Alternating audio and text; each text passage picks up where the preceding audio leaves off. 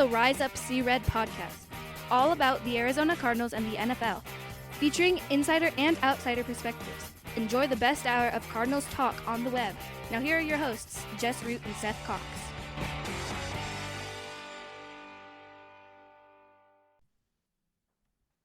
Hello, Arizona Cardinals fans, and welcome to the latest edition of the Rise Up See Red podcast, the best hour of Cardinals talk on the web. I'm your host, Jess Root from CardsWire.com, the USA Today NFL Wire site covering the Arizona Cardinals, and on the line with me is Seth Cox from RevengeOfTheBirds.com, the SB Nation Arizona Cardinals site, and then, of course, one of the hosts of the original Draft Breakdown podcast. We're at episode 394. This is our normal Tuesday show. As you guys, if you've been listening, you've noticed we have over the last couple of weeks, we're changing formats slightly. Going to be adding more shows over the course of this off season. Maybe each edition of the show might be a little shorter. So maybe it won't be the best hour of Cardinals talk on the web, but it might be over the course of the year, the best hours of Cardinals talk on the web. But we're in episode 394. We recorded last on a Sunday night after the NFC Championship game and the AFC Championship game, and we talked about those games and kind of a Cardinals lens, what we could take away from those two wins, the Eagles going on to the Super Bowl to play the Kansas City Chiefs. But we have more head coaching news. Seth, if you want to plug your podcast, the original Draft Breakdown podcast, especially since we are full on in draft season. We just had the NFL PA Collegiate Bowl over the weekend. The Senior Bowl and the Shrine Game are coming up this week. So there is lots of content, and I'm sure you guys are breaking it all down on your show. Yeah, and we'll be back tomorrow with another episode where we look at, the Shrine and Senior Bowl weigh-ins and kind of the numbers that came from that. We looked at the NFLPA game, and that was really interesting because, those are guys that don't get the big love, but those are maybe some day three guys and some priority free agents. Day three guys, fill out the roster guys that end up being, key contributors on special teams and stuff like that. And every once in a while you get a hidden gem in there. And so, that was the big thing.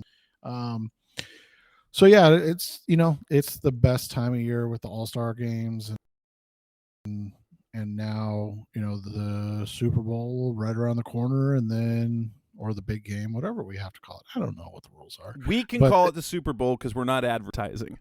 and then we head to, free agency or the NFL Combine, free agency, and the draft. So it's, like you said, it's the best time of year and the best time to subscribe if you want more information. Absolutely.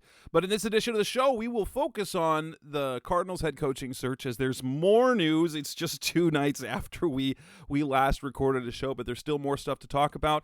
And we'll talk about Kyler Murray and his injury. We pushed that to this show because there was more talk about there. But we will lead with the news of, there are 2 candidates now off the board still for the Cardinals. They lost out on Frank Reich.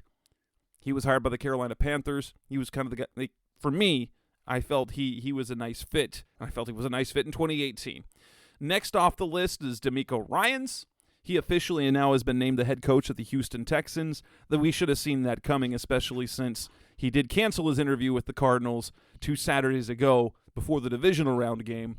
But at that point, we weren't sure if it was a cancellation or a postponement, but it was essentially he had heard what he needed to hear from the Texans, the team that drafted him, where he made a name for himself in the NFL. And that was all she wrote. Once the 49ers were eliminated, he was free to then sign a contract, and that is now official. DeMeco Ryans is head coach of the Houston Texans. And then the other big fish of the coaching carousel this offseason is Sean Payton. And apparently he is now off the board for the Cardinals as the Denver Broncos appear to be set to sign him to be their next head coach. The big domino that was needed was an agreement with the Saints for compensation to allow Sean Payton to be hired by another team. Payton, who was head coach of the New Orleans Saints for 15 years, he retired after the 2021 season and is still technically under contract through 2024. So for the next 2 years, had any, like this season and next off season, had he wished to coach again, like this off season, then the Saints were entitled to compensation. They could block Sean Payton from signing anywhere because, contractually he is still bound to New Orleans. You can't just retire and go somewhere else until the terms of your contract have been met. And it's wasn't cheap. The Broncos reportedly are willing to give up this year's first round pick, the 29th pick in the draft. And that's the pick that they received from the Miami Dolphins in the Bradley Chubb trade, which was originally the San Francisco 49ers trade that came in part of their deal to move up to get Trey Lance. So that draft pick has traveled a little bit, was the San Francisco 49ers, then the Dolphins. Now it is the Broncos, and now it will belong to the Saints if Peyton and the Broncos agree to a contract. They will also give up their second-round pick next year in 2024 and win a pick swap with the Saints, who will give the Broncos their third-round pick. Seth, you and I were talking about this off the air, and it feels like, New Orleans, the Saints as an organization seem to be dead set on one thing, and that was recouping picks that they had lost, that they had given up in deals that they made last offseason, where they acquired. So their first-round pick this year is now the Eagles. And that happened with their trade to acquire a second first-round pick that they then parlayed into moving up in the draft to get Chris Olave. And so they gave up this year's first-round pick and next year's second-round pick. It feels like that was the minimum that they were looking to do. They wanted a first this year and a second next year to get back from their picks that they gave up to get Chris Olave. Yeah, and people were like, well, the Cardinals could have given up this year's second and next year's third, and it would have been equivalent. It's like, that's fine, but the other team has to accept that. Like, while the equivalency in the trade value chart might be the same, the reality is the other team has to say yes. And I don't think that was going to happen. It sounds more like the Cardinals would have probably had to give up this year's first and next year's third,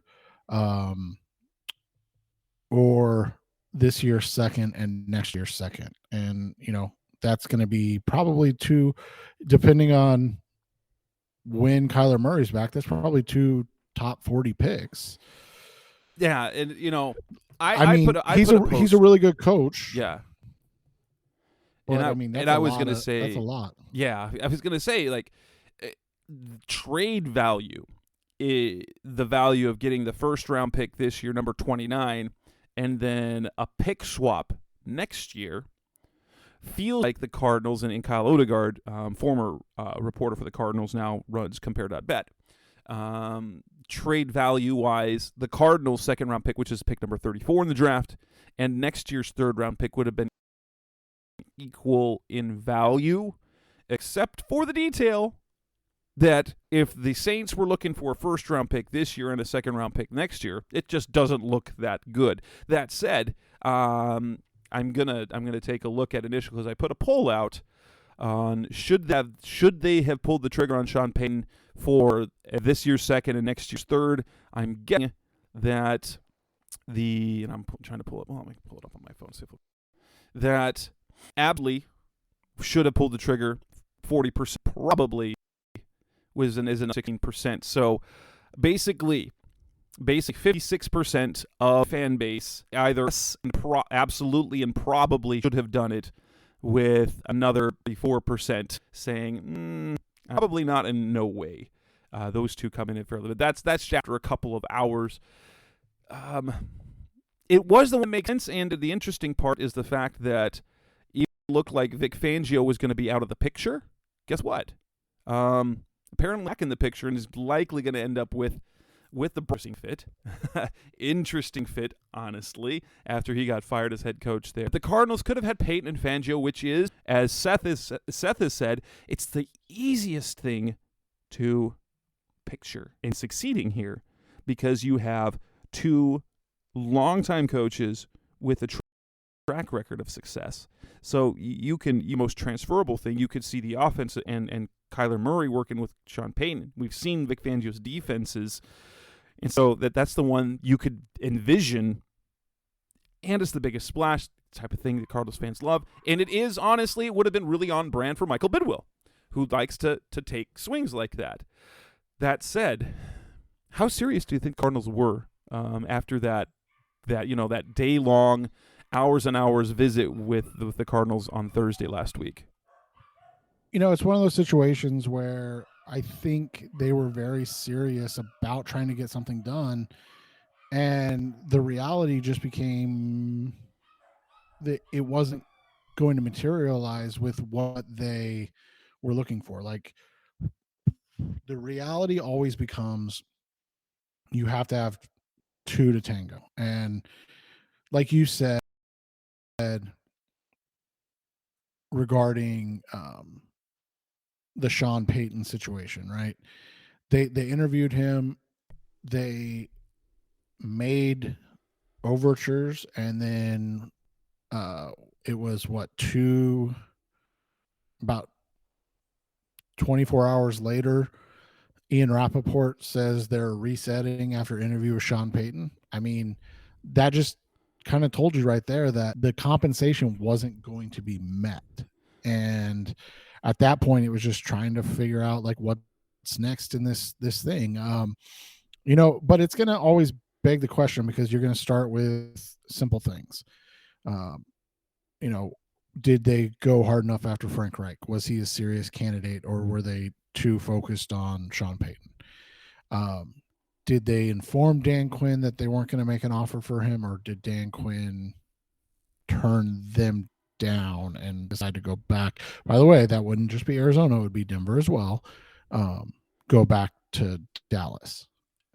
So those are the questions that'll get asked, about this. But the reality is, and I tweeted this out, like, honestly, I don't mind the candidates that are left. Like, Sean Payton was the white whale, but if you had to give up 3 and a third next year, I don't think it's worth it. I don't. And it's just interesting because, I really do think if the Cardinals had made this deal and they had given up the 3rd overall pick, even if it was just the 3rd overall pick, I think a lot of fans would have complained about it. And I think a lot of pundits would have roasted them for giving up too much.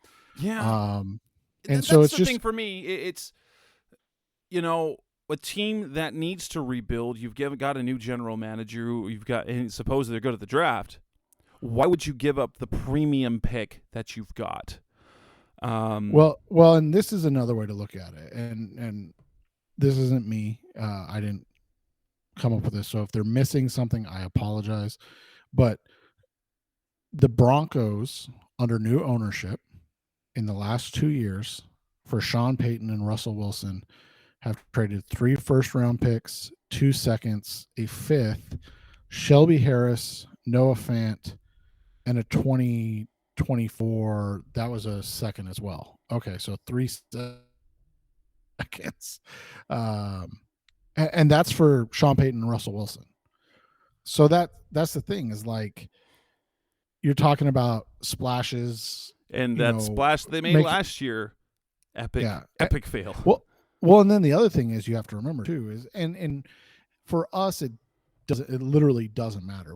But the rumor is he's going to get 20 to 25 million a year. So he's going to be one of, if not the highest paid coaches in the NFL.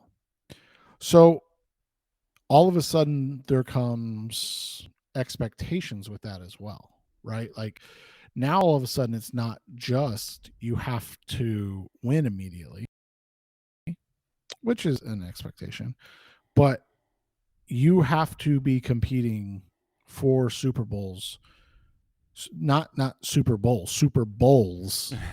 Thank you, Arian. Yeah, for like within what 2 years? When you say, I mean, the expectation would be if Kyler comes back healthy and ready to go, midway through 23, and they look good at the end of 23, and then heading into 24, you should be a Super Bowl contender. But wait, you don't have a first round pick and you don't have a second round pick the next year. So like you're not going to be adding much to it as well. And so, it's just one of those situations. You and I, and this is the other thing, and you and I have talked about this quite a bit. The Sean Payton infatuation also comes from how easy it is to envision if everything goes right. Right. So you have to envision you know what a shorter quarterback in his offensive system looks like and what he can do. All right.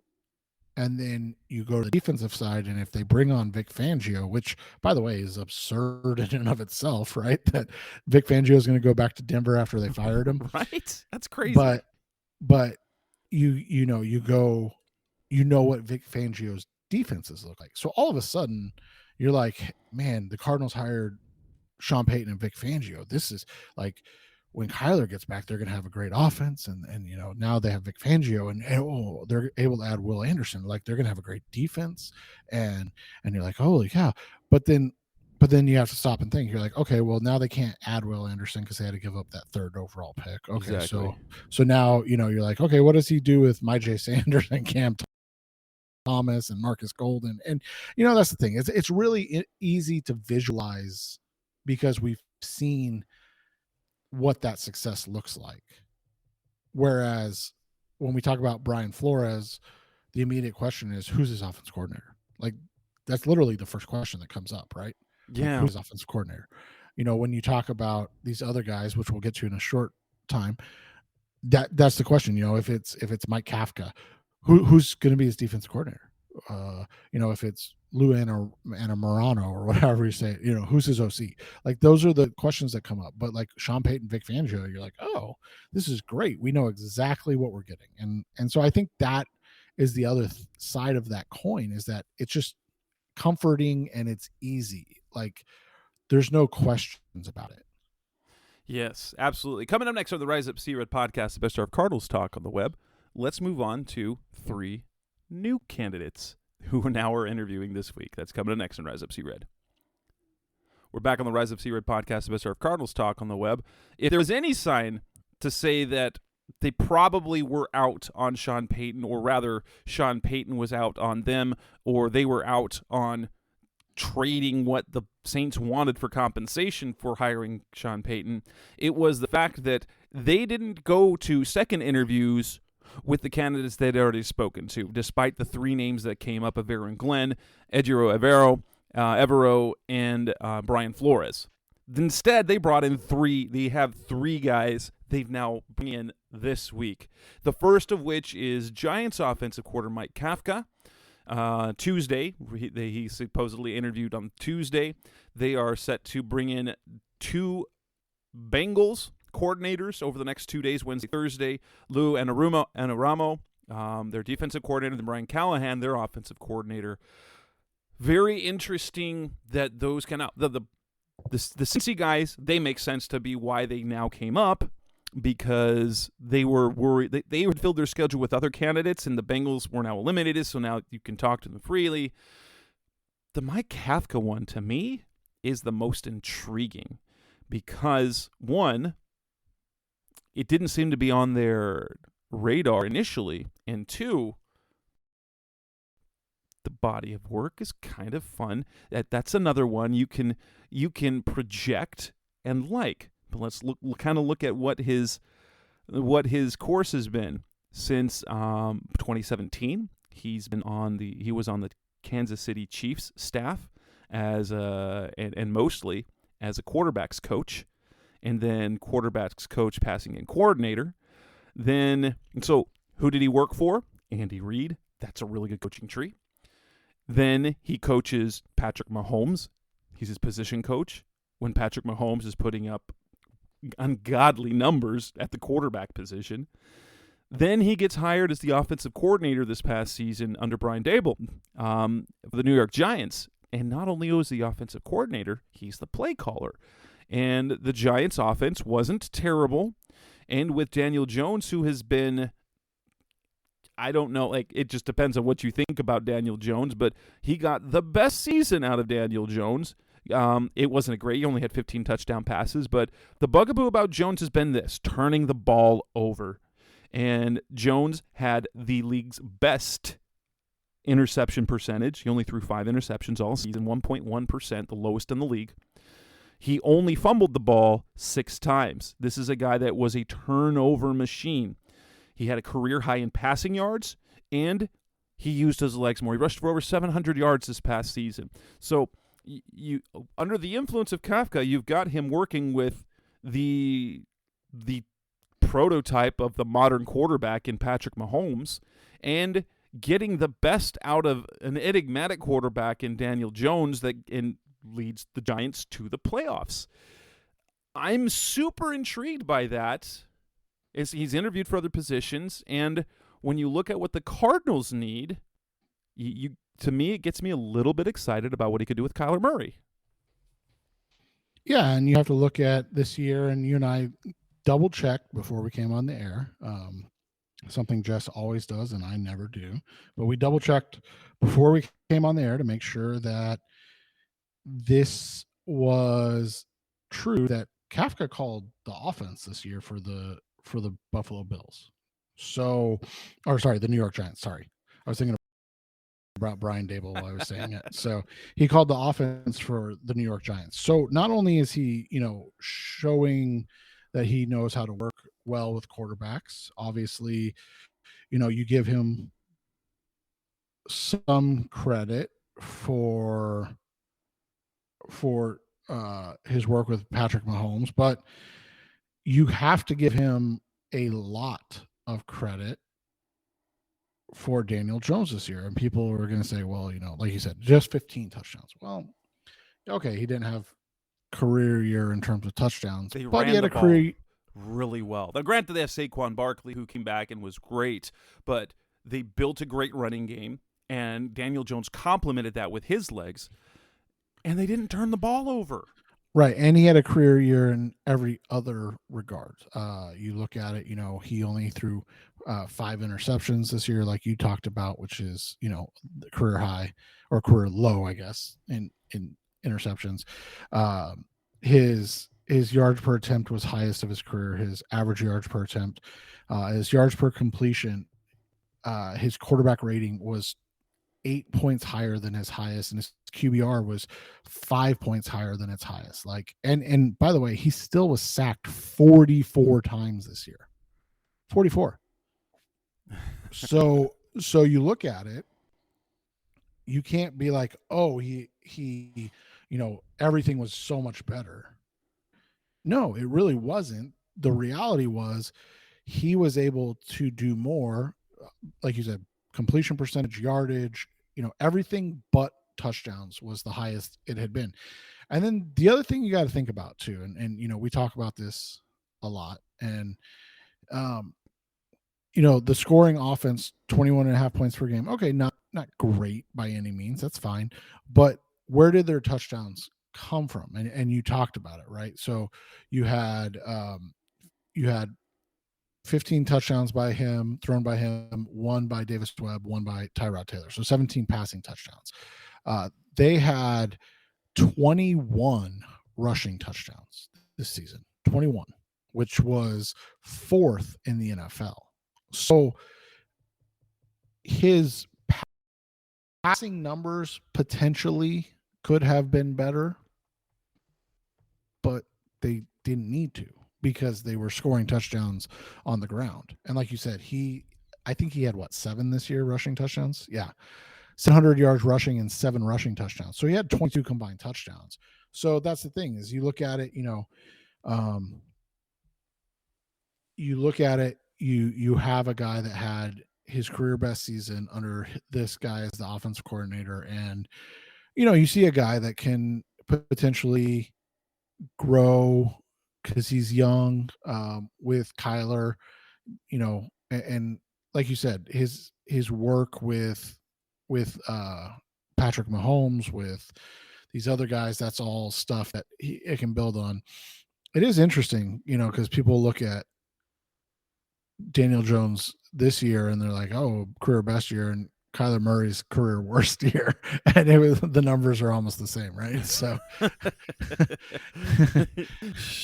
I mean, and there's there was I do a weekly radio appearance usually on AM 1060 KDUS, and one of the things that Dave Bierstein, Rooster Bierstein, came at me at was a stat comparison, and Kyler Murray's year, his player comp statistically was Andy Dalton this year. Gross.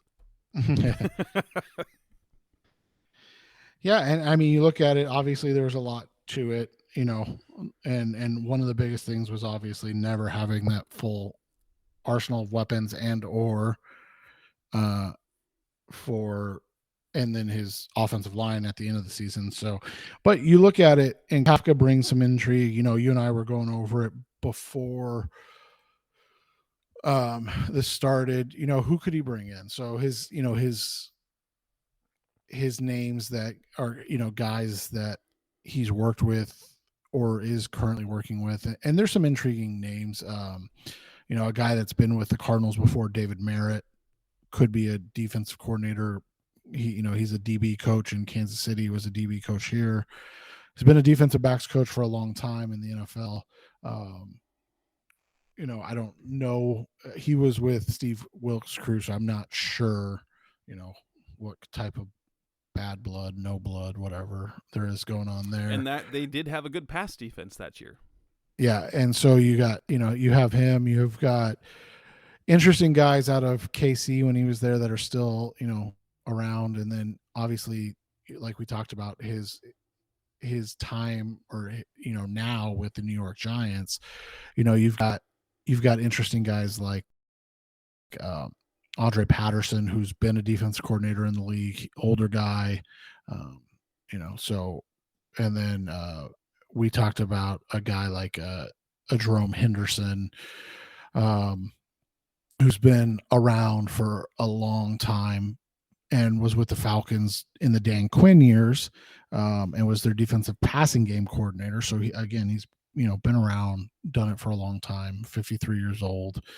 So you look at it, just a couple names, because that's the question, right? With Kafka, it's not who's going to call the offense, it's who's going to call the defense. So that's what you look at. And so there's some interesting names that he can bring with them, and kind of create a coaching staff. And that's, something to think about as you think about him as a candidate. And then we have the other candidates that came up, the coordinators, Alu Anaramu, and then what is there to like? Both from the Bengals, they've been on Zach Taylor's staff the entire time he's been there, and so you can see offensively what they've done. You've seen what they do with, obviously, Joe Burrow. The defense has been pretty solid. So the Bills, which have turned around that team to make it a pretty solid overall team. Anaramo definitely is Anarumo is the of experience as a coordinator, years of coaching in the league. To me, it kind of feels would be like a Vic Fangio hire, longtime coordinator, finally getting a shot. What is there to like about a guy like Anarumo?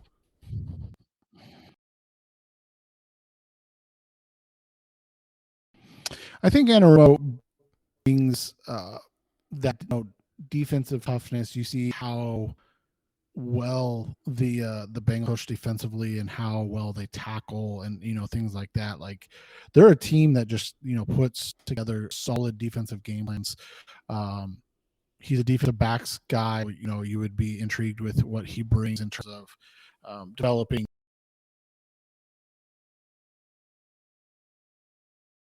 DBs, and we've seen, Jesse Bates making all pro teams, Eli Apple turning his career around, Cam Taylor this year, being a guy that was really, really intriguing as a rookie. And I think he was like a day 3 rookie. And then you look at their front, like this is a dude that schemed up some really impressive defensive front numbers without, I would say, stars on the team, right? Like they don't have the Bosa or those guys, but you look at Trey Hendrickson, Sam Hubbard, Safosai, BJ Hill, like those guys all had really solid seasons. And so I think that all of that would make him an intriguing defensive guy. And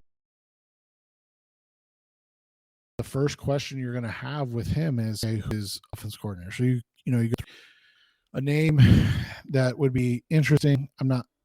And he's done a really nice job with their tight ends, and he's the tight end. And we've seen that these tight end coaches have done a nice job. Brian Dable, comes to mind first, but James Casey, I don't know if you remember him. He was in the league forever with the Texans and Eagles a little bit, but he's been a tight end coach with Houston from 17 to 18, so under Bill O'Brien, and then been the tight end coach since 2019. So, a guy, and I know people would be like, well, that's underwhelming. It's like, well, you're not going to go get, the top guy. Like they have to have crossed over. Anamuramu, despite all the years of experience, you look at it, he was in Purdue from 2004 to 2011, and then he was with the Dolphins from 2012 to 2017. So he's not exactly been, despite having been a coach since 1989, he hasn't exactly been around the league. Like you look at it, in the NFL, he's only coached with the Dolphins, the Giants, and the Bengals. That's it. And so, he's cut his teeth. He's done his time, and now this, he's going to potentially get a shot. And that's why you said it's a little like Vic Fangio. Another interesting guy on the Cincy staff. And again, this is, you kind of are just going by what they have. He's been an offensive coordinator in college, which I don't know, would intrigue guys, but he's, the wide receiver coach for the Bengals. And they have probably the best wide receiver core in the NFL. I don't know how you feel about that, but I would say close to. It's good. It certainly is good. and former Arizona Cardinal, so he knows the organization. Again, he's 46, man. That's crazy to think about. But that's my age. It's just crazy to think 2006 was 17 years ago. Yeah.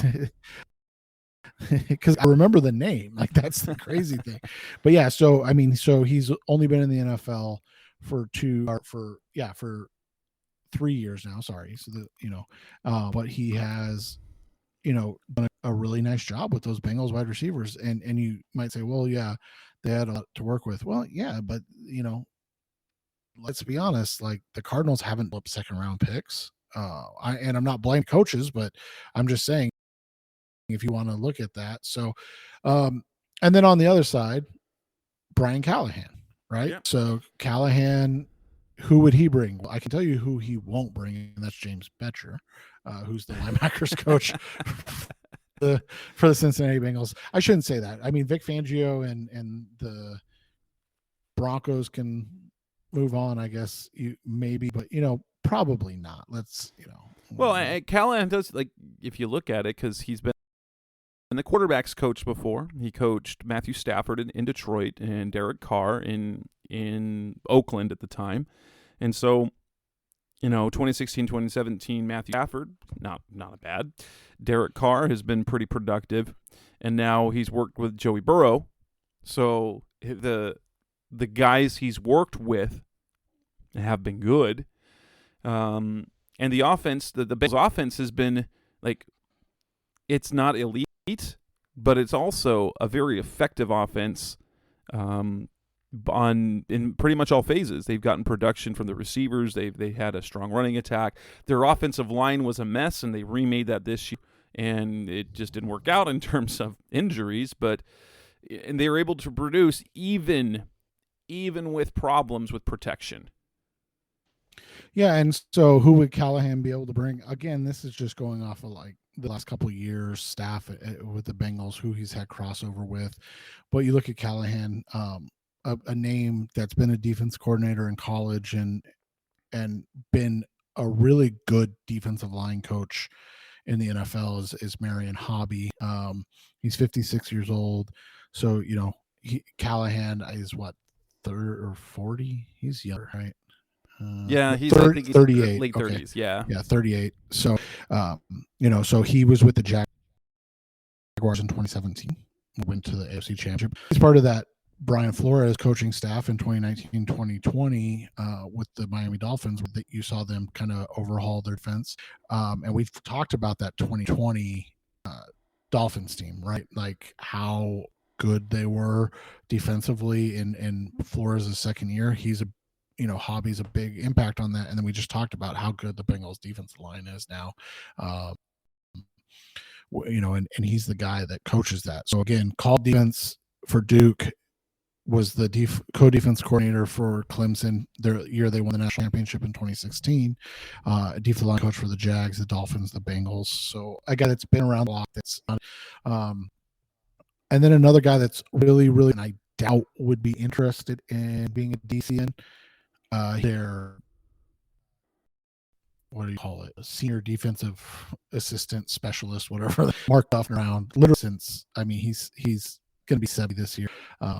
He started in 1975 as a coach. So we're talking, he's around. But he was the DC in Tampa in 2018. He's been with the Bengals since 2019.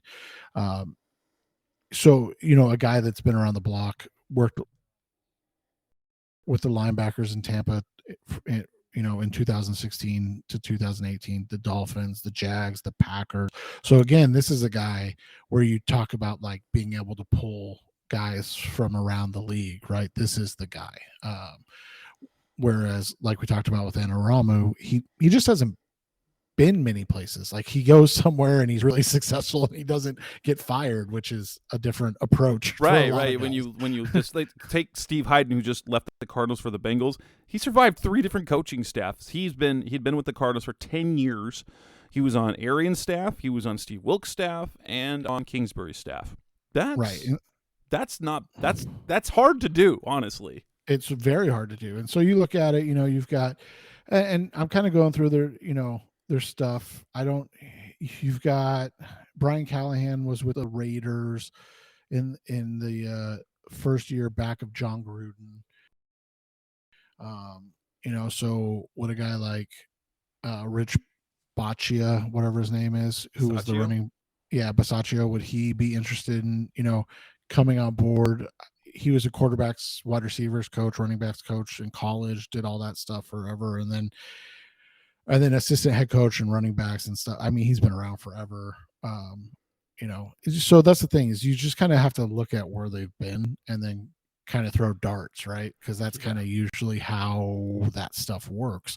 But I think all 3 have intriguing trees that they can go through that are not awful and that aren't exactly ones that you're necessarily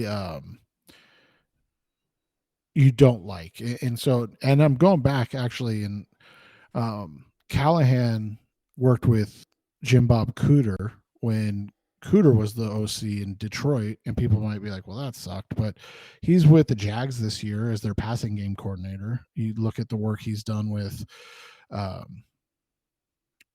Trevor Lawrence. Again, you just have to dig around and find where these guys were and how it worked out. And, again, we won't know until they're hired, because again, and that's why again Sean Payton was everybody's favorite, right? Because it was like, oh, this is really easy. Well, this is really tough because we're talking about guys that most of the we've barely heard of, and then common listeners, normal fans that listen to the Cardinals, they might not have ever heard of. Right. You don't know who the defensive line coach is for Cincy. Like, that's not something.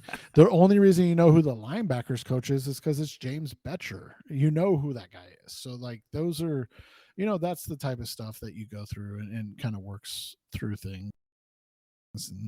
And so we'll see. But those three are intriguing. For you, like, out of those three, which one intrigues you the most? Is it Kafka? It is Kafka. Honestly, it is Kafka for me. Yeah, I think Kafka is the most intriguing. I like Anaramo, but again, like the cop out, right? I just want to know who his OC is going to be. But we talked about this the other day. The concern I have, and I think you brought up Fangio, and that's a great, kind of name to pull from. Fangio had a little more DC experience, but Anaramo is kind of the same type of guy. Been around the league for a long time, always kind of been the background guy. Would he be good as the head, and can he deal it from the best unit we're talking about and defense? I mean, his and what he's built over the last 2 years is phenomenal. But and Fangio's a great example of that, and he was about 5 years older than Anaramo. So if you wait 5 more years to hire Anaramo, they have much more similar backgrounds. It didn't work for Fangio. It didn't. And that's the reality of it. Like, some of these guys are great at calling defenses, and they just aren't good coaching. Coming up next on the Rise of Possible Cardinals Talk on the Web, we'll move on from the coaching talk to move on to talk about Kyler Murray and his comeback from his ACL. That's coming up next on Rise Up Sea Red. We're back on the Rise Up Sea Red podcast, the best of Cardinals Talk on the Web. Kyler Murray, a photo of him looking, longingly, kind of thoughtfully and pensive, you could see the scars on his knee. It wasn't the first one. Apparently his dog, Swoosh, had some knee surgery because they showed matching staples in their knees. That said, the report that came out on Sunday, and Seth, I was telling you this before the show, I was like, why? What is it about the Cardinals organization that has to seemingly embarrass their franchise quarterback? And on the surface, it doesn't seem like much, but the fan base and some of the local columnists and opinionists have kind of taken it to, let's say, adding to the Kyler Murray narrative. And Ian Rappaport comes out and said, Kyler Murray not likely going to be ready for the start of the season, and don't expect him, maybe it won't even be midseason, saying that he's going to take his time coming back. He's going to make sure it's 100%. He wants it to be right because he's got a long career ahead of it, suggesting that he's not going to try to come back and perform early. We've seen other quarterbacks come back quickly. Joe Burrow, when he came back, you could tell he wasn't 100%, but still wanted to get back on the field fairly quickly. Carson Palmer, when he suffered his knee injury, was back and ready for a full go for that 2015 season. And it's interesting. Now, on the surface, it makes sense. You want to make sure that you come back correctly from that knee injury so that it doesn't mess up the rest of his career like we've seen other quarterbacks, other players do. Especially the one that comes to mind is RG3, who's never the same after he came back from his injuries. The interesting thing about this is that, and this is something you can confirm from contacts you have, and again, citing Kyle Odegaard from Compare.bet, a former team reporter for the Cardinals, so he does have some inside information, is that report does not come from the Kyler Murray camp. The message from the Kyler Murray camp is not, we're taking our time. And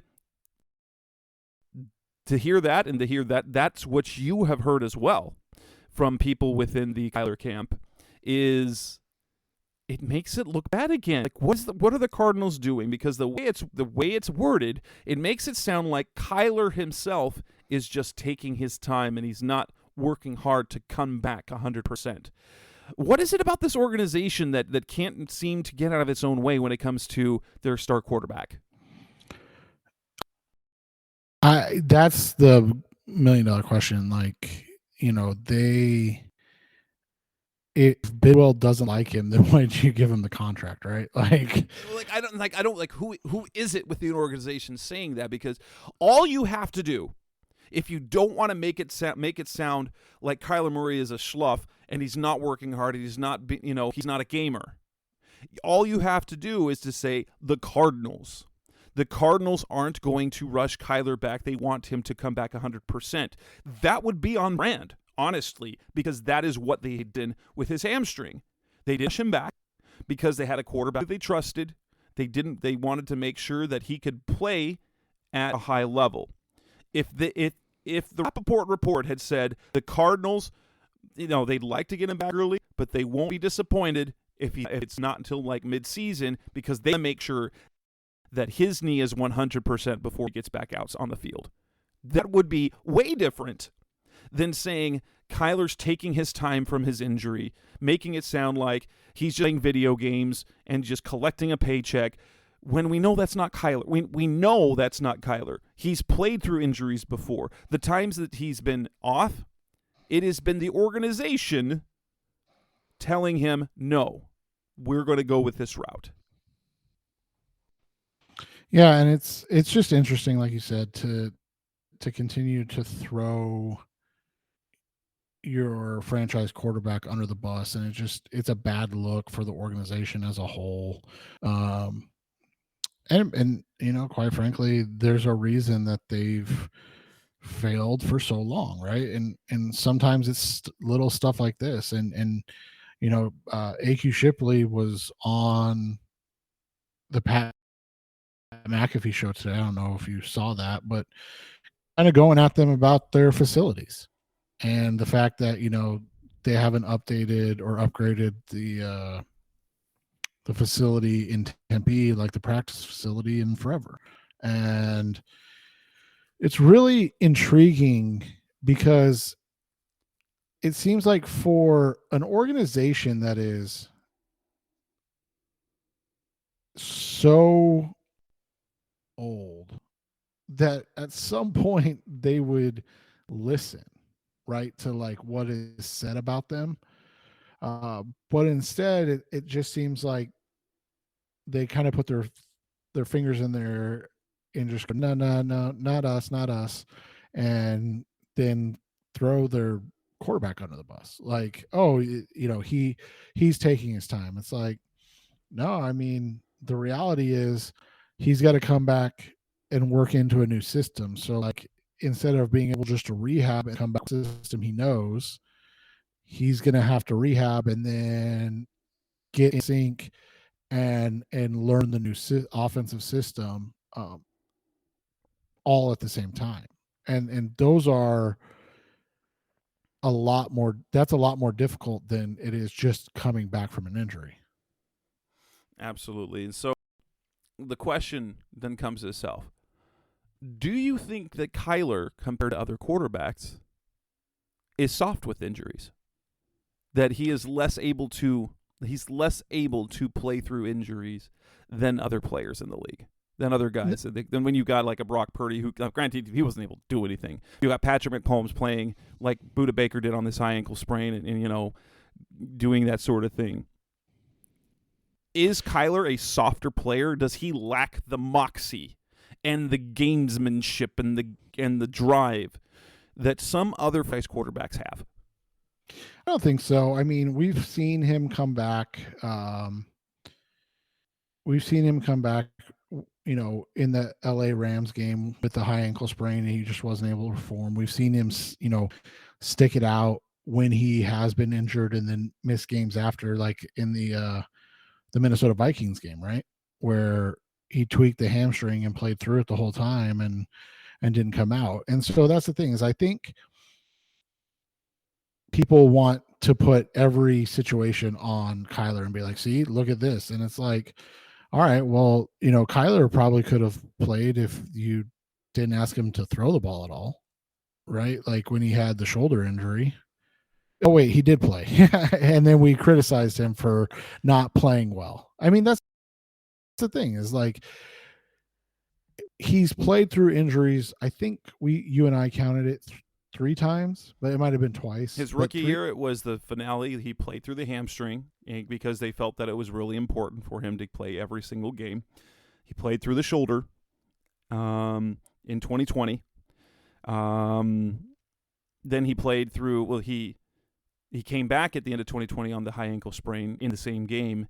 He came back after missing 3 games with the high ankle sprain in 2021, and you could tell he wasn't 100% after that. He was limited his mobility, so he was able to play, but he was not able to do Kyler Murray things. And then this year he played through the hamstring until he couldn't play through the hamstring. Right. And then he probably came back a little too soon and blew out his knee. So and that is the other thing. Was the hamstring and then the coming back from that lead to the ACL tear? I mean, that's another thing. And so, that's the thing, is like, I don't know. It's just a weird obsession that if Patrick Mahomes did this in the AFC Championship, in the playoffs and in the AFC Championship game, that we know for a fact that Kyler Murray wouldn't do it. And it's like, based on what? And when you ask him that, well, his history. Okay, so when he played through the injuries, what did you say? Well, he didn't really play through injuries. Well, we just listed out every injury he's played through and went through, and when he came back and how long he was out for. He's never taken the 8 weeks or 12 weeks that the ankle sprains that. You remember Jimmy Garoppolo was like coming back too early from that ankle injury in what year was it? 2020, 2021 was disastrous. He re-injured it, and he basically, his 2020 or 2021 was a mess as a result. And so the other thing is, and this is, always intriguing to me, is when you look at those things and you say, well, he wouldn't have done it, and you ask, like, well, how do you know? And what is your, not your, but like, what is your gut says is, I know for a fact that he won this. And it's like, I would love to know how you can factually state something right without knowing. So it's just intriguing, man. I've never met a town that has, this fan base is hell bent on being upset. Well, and not just that, but like had so many negatives about a kid his entire career. I mean, remember, there was literally people that said, I'm never going to be a fan again because they gave up on Josh Rosen. Yeah, because they gave up on Josh Rosen, right? Who's failed, but that was wrong. And then now I'm not going to be a fan again because they extended Kyler. And I was like, okay, well, I mean, if your problem is with Kyler, then go be a fan of a different team, like, until he leaves. So like it won't kill you, I promise. Like, go be a fan of a different team. And then when he's gone, and they're back to the Ryan Lindleys and John Skeltons and Kevin Cobbs and those guys, you guys can be super excited for the year and then complain about it for the rest of the year.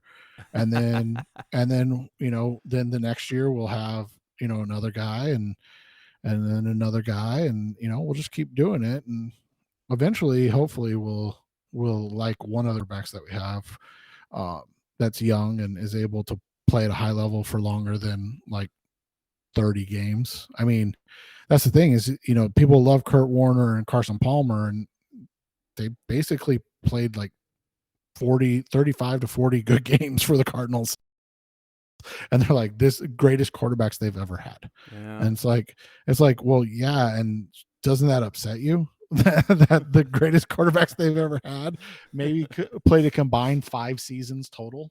Right. Well, then you go back to Jake Plummer, who, he was magical in '98, but you look at his numbers. He had. I was gonna say I don't think he ever put up numbers like Kyler did. No, and I think maybe once. I don't even know. I have to go look back. I can't remember if it was never. Maybe once he didn't have more interceptions than touchdowns in a season for the Cardinals. Now, he was much better with the Broncos, but his time with the Cardinals, I do not believe he ever had more touchdown passes than interceptions. I think one year might have been. I can double check. I'm going to fact check myself on that because I've cited that I've cited that stat before. I don't want to sound like a moron more than I normally do. No, Jake Plummer. Yeah, Plummer 15-15, 9 and 24. Okay, he had one season, Cardinals of 2001, where he had more than 15-15, 17-20, and that was the playoff year. 1999, 9 and 24. He was off. 13 and 21 in 2000, then 18 and 14 in 2001, 18 and 20 in 2002 before he went on to Denver, where he went 15-7, 27-20, 18. Jeez, that's Jake Plummer. Yeah, I was going to say 30 and 52 as a starter. 90 touchdowns to 114 interceptions. And so that's awesome. That's what I'm saying. Like, and you look at it like Palmer played 6 games, which is about 3.25 years, 3.25 seasons for the Cardinals. He had 105 touchdowns to 57. For 5 seasons, he played in C1 games, 27 and 30 as the starter, 100 touchdowns, 59 interceptions. It's only Palmer had a winning record in Arizona. That's it, and it's just intriguing to me how strong the dislike is for a guy that's 20 and 31 in his career, 84 touchdowns to only 41 interceptions, and he's only played in games. So it's like, it's like, so we'll see. I mean, I get it. Like we'll see how it turns out this year and the next year. But the other thing is this. You mentioned Jimmy Garoppolo injury. You look at Kyler had his surgery, 2 weeks after the injury, 3 weeks after the injury, it was right about a month because it was just after the start of the year. And so 4 weeks after the injury, he has his surgery. And we look at it and go, you mentioned Joe Burrow. Burrow was injured in, was it October or November for him? I don't remember. So he was injured in November. And so, and he played, he came back for the start of the season. So he was about a month ahead of Kyler. So, again, same offense, same system, same all of that. So that's something to think about. But I was going to say, like, look at Odell Beckham. Odell Beckham couldn't get cleared medically this year. I mean, and we cited an actual study on this show. And it's still like this baffling thing to people. Like, there are people that take 9 months. There are people that take 12 months. There are people that take 15 months. And there are people that will never recover. Like, that's literally the science of it. You hope that he's one of the 9-month guys. But even in 9 months, that would be October. Like, literally, that would be October. So he'd miss 2 or 3 games. I just don't always understand it, but I know math's a really hard subject for a lot of people. So maybe that's why it's just asking too much. With that, we will end this edition of the Rise Up Sierra podcast, the best hour of Cardinals talk web. I probably will do a solo show later on in the week. We'll see what happens moving on after that, but we will have some Super Bowl content next week. I know I will have an anecdote to tell about Patrick Mahomes and how he hosed the Cardinals and tricked his way and kind of schemed his way into the Chiefs trading for him. But yeah, that'll be coming up next in the next few days. That's Seth Cox. I'm Jess Root. Thanks for listening as always. Thanks for listening to the latest edition of the Rise Up, See Red podcast. Listen to previous episodes and subscribe to the show on Apple Podcasts, Stitcher Radio, Audioboom, or many other podcast platforms so shows are delivered directly to your mobile device. Please give the show a 5-star rating and always support the sponsors who support the show. We'll be back soon for the best hour of Cardinals talk on the web. Rise up, Red Sea, be Red, See Red, and of course, Rise Up, See Red.